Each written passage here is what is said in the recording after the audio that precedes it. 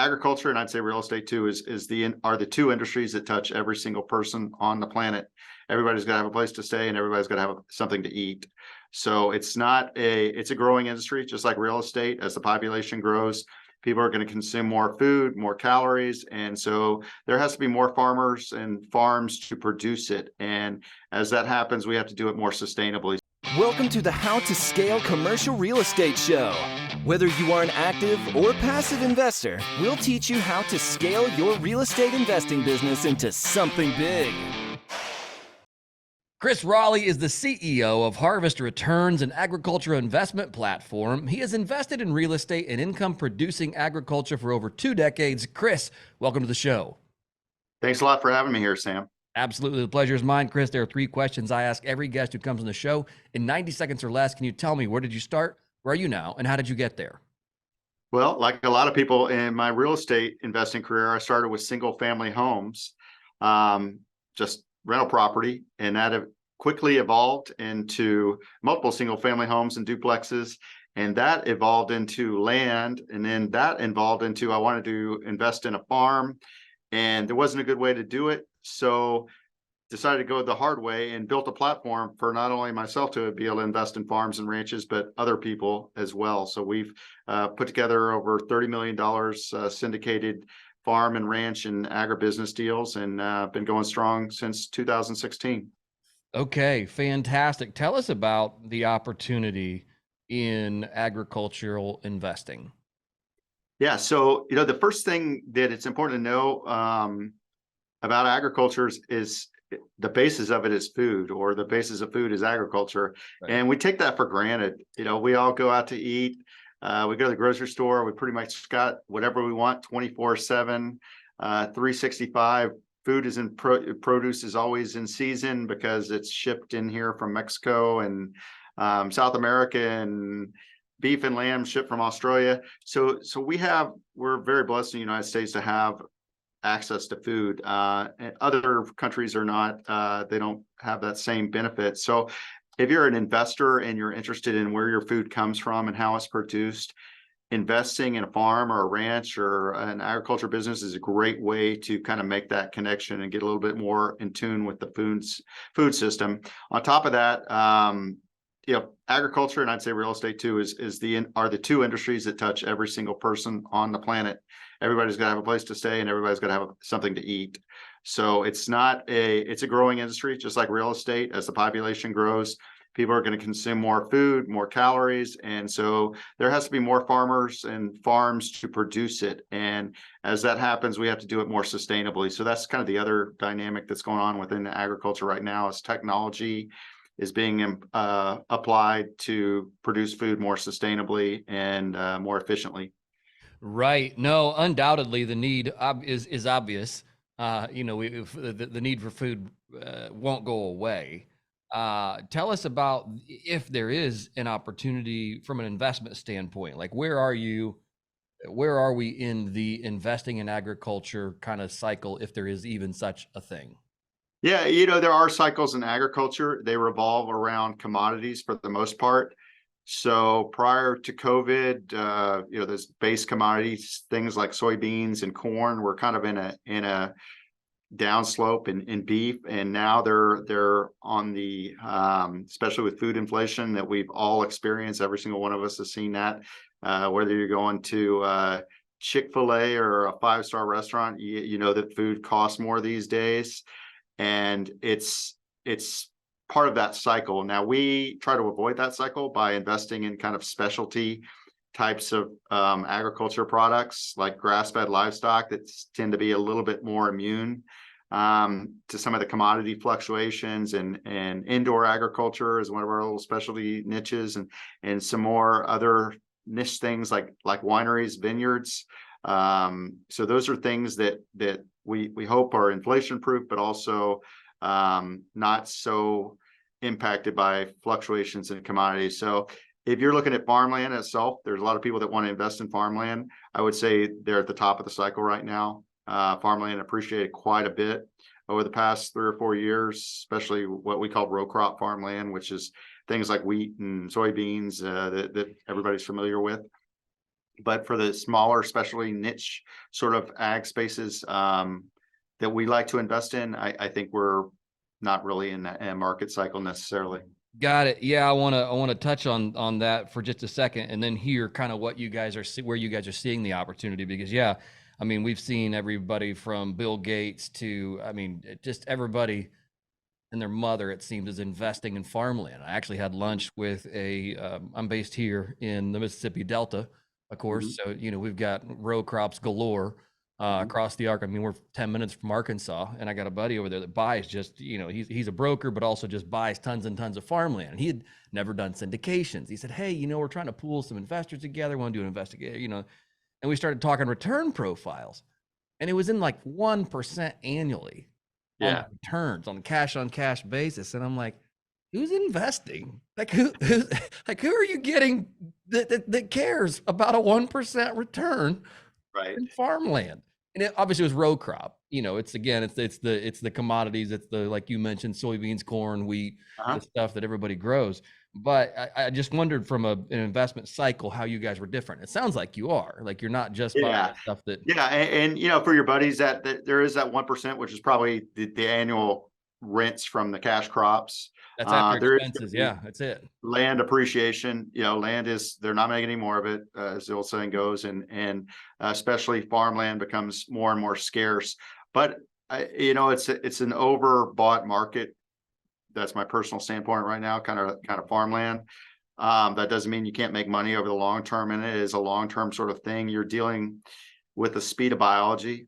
People like tree crops. We've done some things like hazelnuts and things like that, where you might plant a tree, but it's going to take you 7 years or so to start getting some sort of cash flow. So people have to be patient. You have Mhm. to be creative in the way you structure these deals. You have to be creative in the way that the companies are able to achieve cash flows. So it's a lot different than just going out and buying land. If people want to do that, that's great, and there are ways to do that. There's farmland REITs and publicly traded stocks and things like that. You can do that, but for our particular investment, something like grass-fed livestock, we're actually investing in a ranch operation. There may be a land component, might be a high yield debt that's secured with land, or the cattle themselves. We've done both or combinations. So we tend to pride ourselves on our creativity in these structures, these investment structures, whether it's high yield debt or equity or even convertible debt. We've done all three of those and seen some nice returns. Can you walk us through? I mean, this is really fascinating, I think, for me and probably also for our listeners, because I think all of us are familiar with the multifamily syndication at this point. We understand the waterfalls, return, splits, all that. I mean, we've been down that road more than once on this show, but things like what you're talking about, we've covered almost not at all. And I forgot to even mention this here in the beginning of the episode. For those of you who don't know, Chris actually came on the show. He took a gamble on this show back on December 4th of 2020. So if you want to go back, I think we're north of 820 at this point. It was episode 5. So you can find Chris back on December 4th, 2020, and kind of get a preview as to what he was working on then and what Chris is working on now. So just want to put that plug in there if you want to get kind of both sides of the coin of what he's done in the last almost 3 years now. But let's get back to this creative structures side of things. I mean, I think this is fascinating. Can you give us some case studies on how you guys structured it, how you found the deal, and kind of what was the win-win between you and the operator? Yeah, so one of the niches that we like is livestock. There's very few places for a investor to get into purely investing in a ranch where you are helping a cattle producer or a sheep and lamb producer, that sort of thing, grow their business. And we kind of stumbled upon the method of collateralizing the livestock themselves. Since then, we've combined that with collateralizing land and collateralizing equipment, but these are high yield notes. We've done, gosh, probably 12, 15 million of them, I think.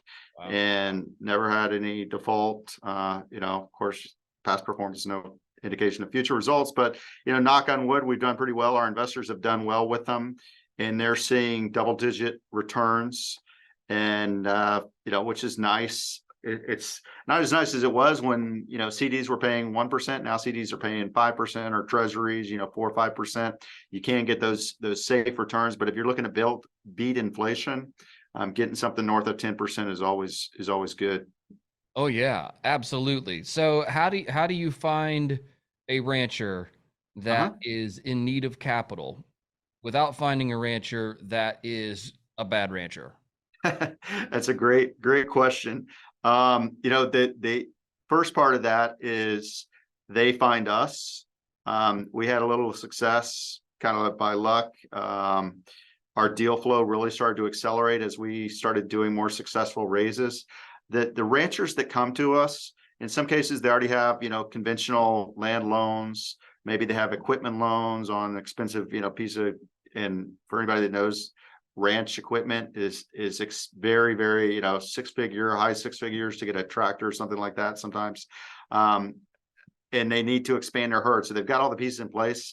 Maybe they have a piece of family land that they inherited from their grandfather. So that's generally the biggest expense in these operations is land. So if they have that, but they're just starting out, maybe they grew up, feeding cattle, raising cattle, they know all about it. They're ready to start out on their own. We have a lot of husband and wives teams, and they come to us and say, hey, starting out, we know what we're doing, but we can't get a loan because we don't have a track record. USDA, the ag finance system, the ag credit union system is pretty much optimized for those row crop farmers, Right. like we talked about. And if you're doing something out of the ordinary, if you're doing like grass-fed, regenerative livestock, that sort of thing, it's much harder to get funding. So we'll look at all the pieces of our operation, look what their cash flows can sustain, and then we'll put together some kind of instrument that will work for them, whether that's debt or equity. Got it. So you guys will come in and structure this debt or equity or both potentially? Generally, we won't do both. I mean, we have done convertible debt, which is, debt that turns into equity, but we have worked with other pieces of a capital stack where they've got a bank loan, and then we'll bring in equity to kind of make the down payment or help them be able to get a bigger operation. Because like anything else, there's economies of scale, and we're trying to help smaller farmers get bigger and make more money and get higher margins. And of course, that's a good thing from the investor standpoint. Oh, for sure, for sure. And doing things like grass-fed beef. Again, I think that I don't know what the yield is, or I mean, even the right way to put that, because I'm not a rancher, clearly. But it, do those cattle then, of course, fetch a higher price per pound when they go to market? They do generally. The other piece of that grass-fed is that, grain-fed. So all cattle has the same life cycle. It starts out on milk, mother's milk, then it eats grass, and then it either becomes grass finish, where it spends its whole life on grass, or grain finish, where generally it goes to a feedlot and they'll feed grain. And we have nothing against feedlots. We've supported those. We will continue to support those. But a lot of consumers are really looking for this grass-fed, grass-finished. It takes a little longer to get a product because the cattle doesn't grow as fast as when you're shoving soy or corn down its throat. It takes a little while, so it's a premium product. Some people say it tastes better. Some people say it's better for you. I'm agnostic. I don't make those judgments, but it's a good market, so we like it. And those ranchers, the other piece of that is regenerating the soil. We're working with a lot of ranchers that are doing that by. Animal agriculture gets a bad rap for a lot of reasons, and most of them are unfounded and produced by misinformation and bad information. But it's really a healthy product, and it's a sustainable product when it's done right. We're not talking about clear cutting Brazilian forest, hardwood forest, which a lot of people think about.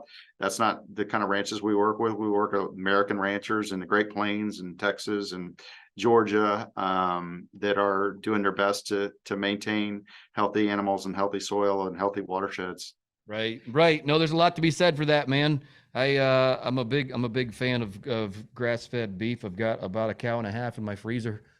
sitting here on the other Sure. side of my office wall. So it's yeah, I know where it came from. I know it's actually grown by my family in Alabama, but same idea where it's like, oh, hey, I know the farm this came off of. I know exactly Mhm. it's, start to finish grass fed. No, it's great beef. Anyway, so I'm a believer in the great beef strategy that you're employing there. I think it's absolutely awesome. So you guys have found a niche, it sounds like, inside of being basically banking the kind of unbankable sectors of agriculture, if you will. Call it. It's true. I mean, part of it is I don't necessarily like the term unbankable, but it's Sure. we're creative, and Right. financing in banks for various reasons are not. And we are, so that's always a good thing, and that's why these producers keep coming back to us. Yeah, I'm sorry, I shouldn't use the word unbankable. Unbankable sounds like they are, some reprobate that can't get a credit card. That's not what they're saying at all. But there are Well, creative structures that you're setting up. but it's that's just as the banking system becomes more and more regulated, and that's what happens. Anybody who's tried to like go out and purchase like more than one rental property or more than 5 rental properties, the drill is there's just it doesn't matter how much money you have, how much equity you have. Right. The banks are kind of hamstrung with their metrics and their limits, and it becomes you're essentially unbankable, even though you're a great credit. You might be a very experienced investor. Oh gosh, yes, absolutely. And I seem to consistently find myself investing in things that are outside of what the norms are because of the opportunities like you're describing, where it's like, oh, hey, Yeah, we can hit double digit returns, we can do this and this and this. And it's just it's blue ocean for you as an investor, but yet finding the yeah. creative way to get that financed and across the finish line can be at times a bit challenging. So you've invested in ranches. You talked a little bit about tree crops. I mean, is that something you guys are still active in, or is there? Yeah, I mean, we get probably about 30 deals a month across our desk, Wow. and maybe 4 or 5% of them actually end up on a platform in front of investors, and that's as part of our due diligence process. But yeah, we do livestock. We're looking at vineyards right now. We're looking at tree crops right now. We're looking at agriculture technology companies is something we kind of stumbled upon a couple of years ago. These are companies that provide technology to help farmers grow more sustainably and efficiently and all that. And it's obviously a higher risk. It's more Mm, like an angel startup investor, right. but it makes it kind of put some juice in somebody's portfolio. And the beauty of our platform, I think, is our minimums are fairly affordable.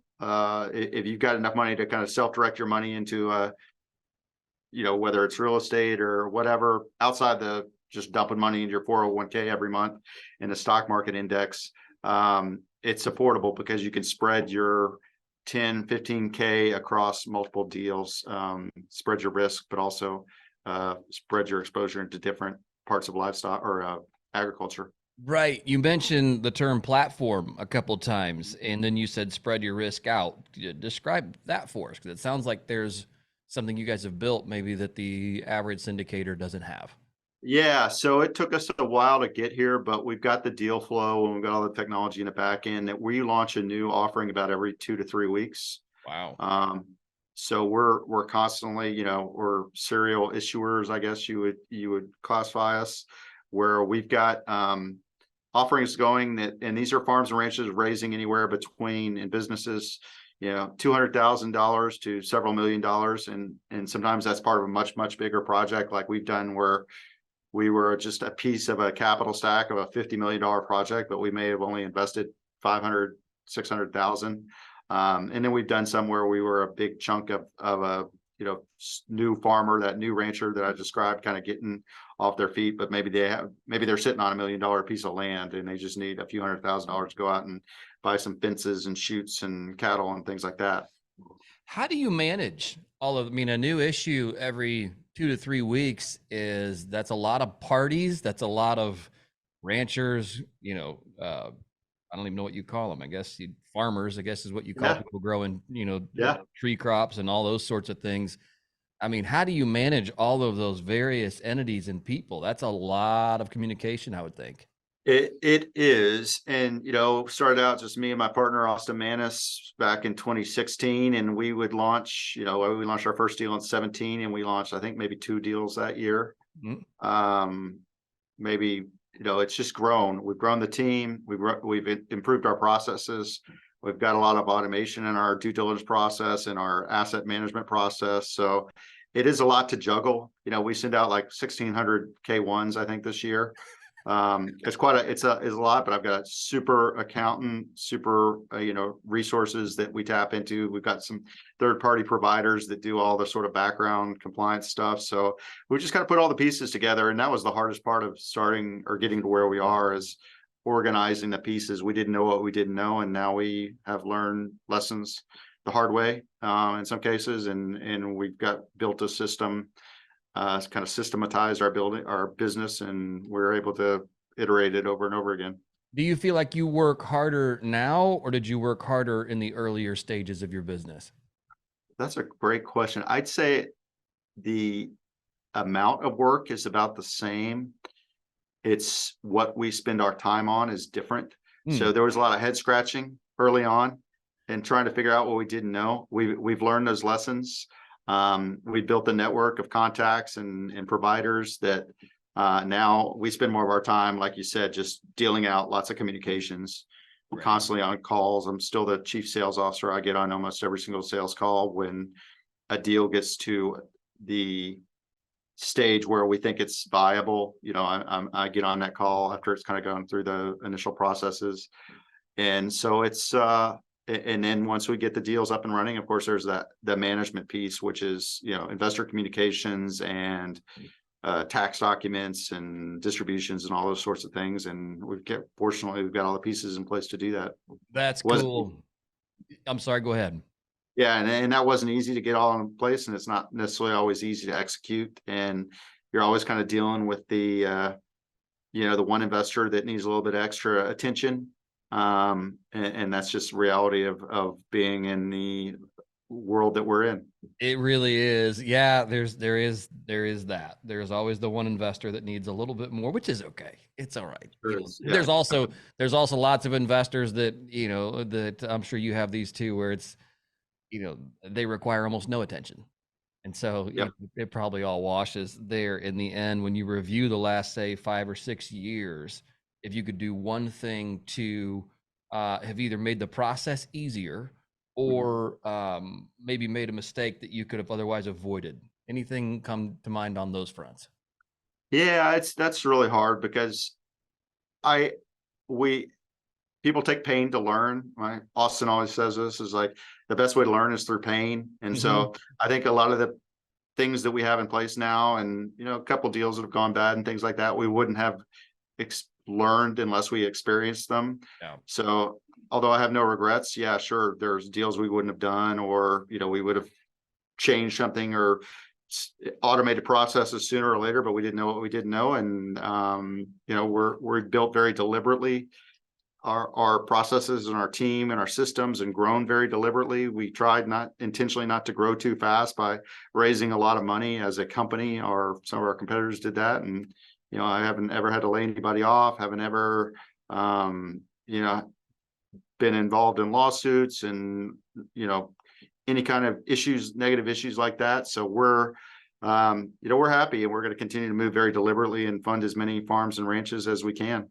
Right. I love it. I love that word, deliberate. That is, that's something we think about a lot here on our side of things, where it's like, hey, we have unlimited opportunity, but do we want, are we prepared to take that on right now? Like, I think you should be as much afraid of too much growth too fast as you should be a failure. Because I think they can both lead to the same place, which is that's very, very true. You can fail, you can grow hard and fast, and you can fail hard and fast, and it's you don't want to be there. You don't want to be there. Yep, deliberate. That's a great word here for today. Chris, thank you again for coming back on the show. It's been a pleasure to hear just where you guys have gone in almost 3 years since the last time you and I got to chat. If our listeners want to get in touch with you or learn more about you guys, what is the best way to do that? Yeah, the best way is just harvestreturns.com. Of course, we got social media and all the different platforms, but harvestreturns.com. Harvestreturns.com. We'll make sure we include that there in the show notes. Chris, thank you again for coming on. I certainly appreciate it. My pleasure, Sam. Thanks. Hey, thanks for listening to the How to Scale Commercial Real Estate podcast. If you can do me a favor and subscribe and leave us a review on Apple Podcasts, Spotify, Google Podcasts, whatever platform it is you use to listen, if you can do that for us, that would be a fantastic help to the show. It helps us both attract new listeners as well as rank higher on those directories. So appreciate you listening. Thanks so much and hope to catch you on the next episode.